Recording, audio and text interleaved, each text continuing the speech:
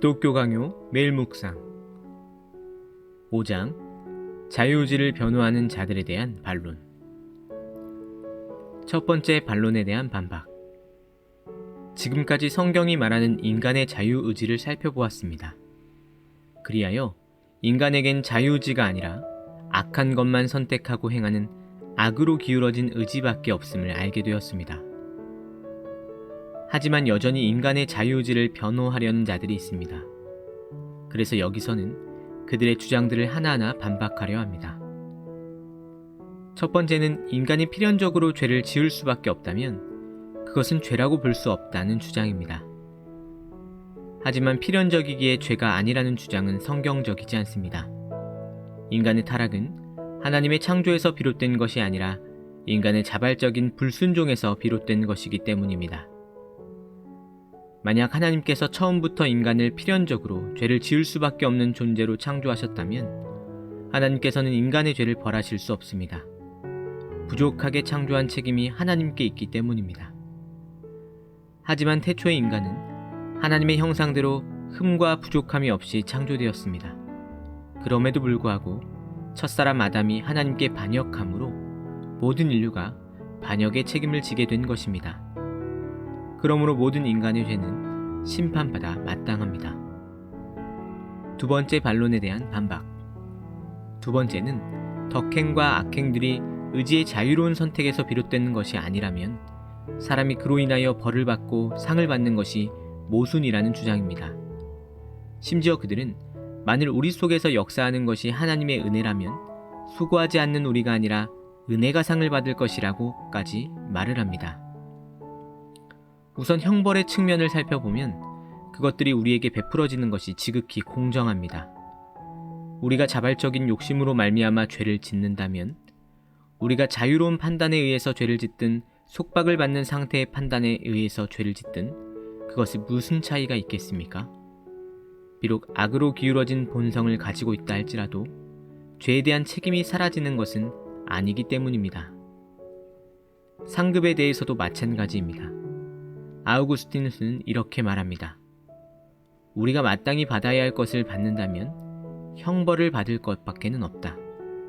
그런데 어떻게 되는가? 하나님께서 우리가 받아야 마땅할 형벌을 주시지 않고 오히려 받을 자격도 없는 우리에게 은혜를 베푸신다. 우리 자신만 보면 우리는 아무것도 아니다. 죄가 우리 자신의 것이요 공로는 하나님의 것이다. 우리는 형벌을 받아 마땅한데 상급이 임한다면 그것은 우리의 공로가 아니라 그 자신이 주신 은사들에 대해서 주시는 것이다. 또한 사도는 이렇게 말했습니다. 미리 정하신 그들을 또한 부르시고 부르신 그들을 또한 의롭다 하시고 의롭다 하신 그들을 또한 영화롭게 하셨느니라. 그렇다면 사도의 이 가르침에 의하면 과연 신자들은 무엇을 근거로 면류관을 상으로 받습니까? 하나님의 긍휼하심으로 말미암아 택하심을 받았고 부르심을 받았으며 의롭다 하심을 받았기 때문이지 결코 그들 자신의 노력 때문이 아닌 것입니다.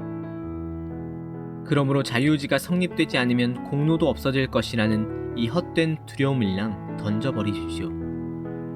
내게 있는 것 중에 받지 아니한 것이 무엇이냐? 내가 받았으니 어찌하여 받지 아니한 것 같이 자랑하느냐? 바울은 공로에 대한 여지를 전혀 남기지 않기 위해 자유의지에게서 모든 것을 다 빼앗고 있지 않습니까? 그럼에도 불구하고 하나님의 자비하심과 너그러우심이 끝이 없어서 은혜들을 베푸시고 그것들을 우리 것으로 만드시며 마치 그것들이 우리 자신이 쌓은 덕이기라도 한 것처럼 상을 베풀어 주시는 것입니다. 세 번째 반론에 대한 반박. 세 번째는 모든 사람이 전적으로 타락한 본성을 가지고 있다면 선한 사람과 악한 사람을 구분할 수 없다는 주장입니다.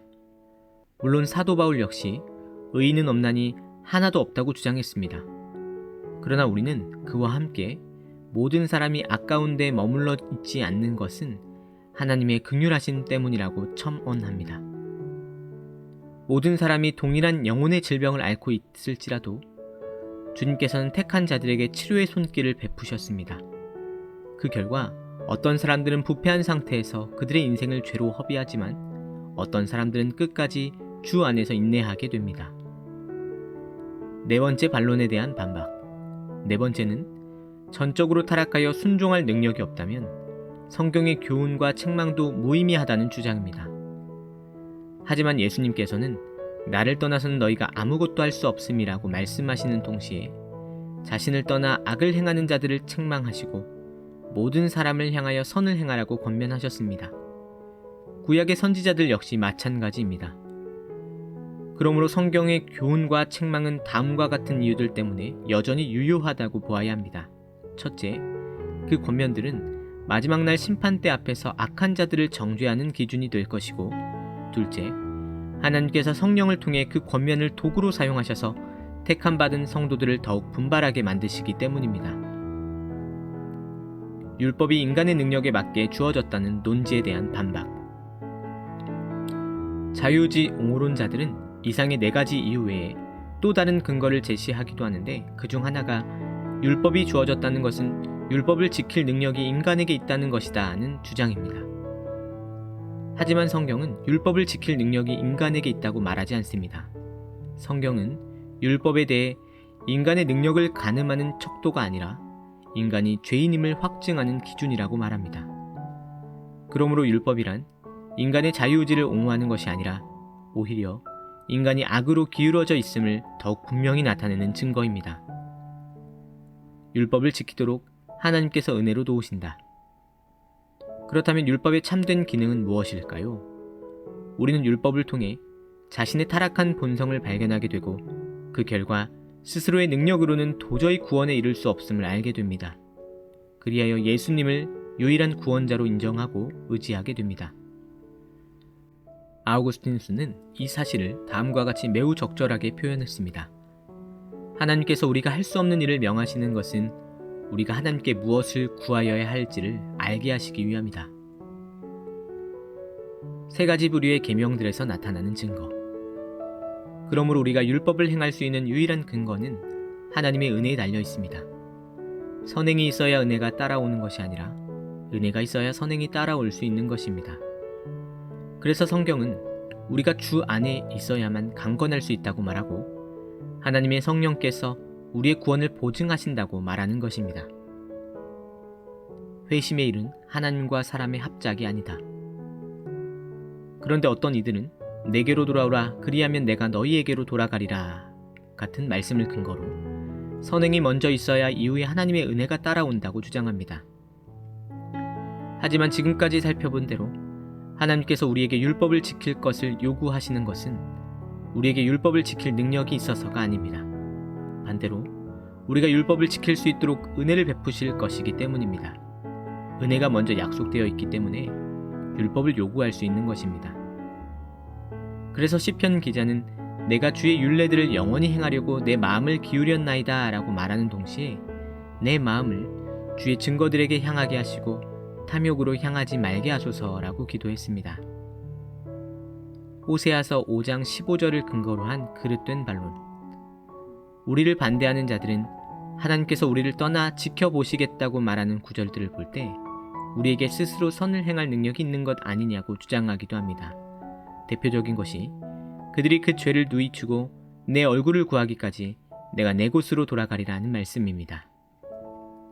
스스로 죄를 뉘우칠 때까지 기다리겠다는 말씀은 회개하는 능력이 우리 안에 내재되어 있다는 의미가 아니냐는 것입니다. 하지만 이 말씀은 성도들을 고난 가운데 잠시 두시겠다는 의미입니다. 갖가지 환난으로 시험하셔서 우리를 더욱더 낮추신다는 의미입니다. 창세기 4장 7절을 근거로 한 그릇된 반론. 또 어떤 자들은 창세기 4장 7절을 근거로 그릇된 반론을 제기합니다.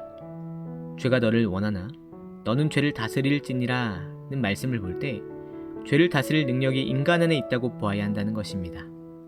하지만 우리는 은혜 없이는 선을 행할 수 없다는 사실을 분명히 살펴보았습니다. 그러므로 창세기 본문 역시 그런 식으로 해석해서는 안 됩니다. 나는 이 본문을 하나님께서 가인과 아벨을 비교하시는 것으로 보는 것이 합당하다고 생각합니다. 가인은 장자로서 아벨을 영적으로 지도하는 자가 되어야 하는데 오히려 동생보다 못한 처지가 되었다는 것입니다. 지금까지 살펴본 것처럼 인간에겐 선이든 악이든 스스로 선택할 의지가 있다는 주장은 성경적이지 않습니다.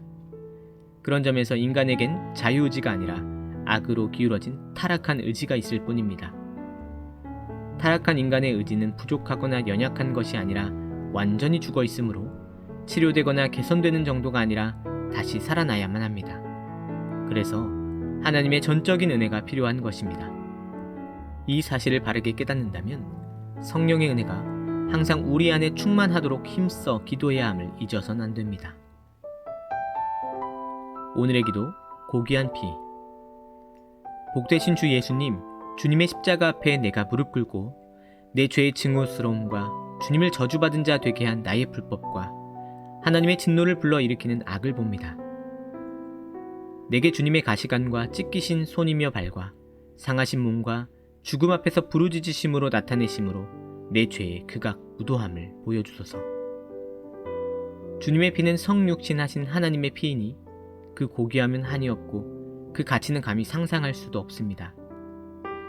죄는 나의 오래된 병이요 괴물이요 원수요 독사이며 나와 함께 태어나서 나의 삶에 살아있으며 나의 성향 가운데서 강하고 나의 능력을 지배하며 그림자처럼 나를 따라다니고 나의 모든 생각 속에 스며 있으며 내 영혼의 왕국에서 나를 잡아 결박한 사슬입니다.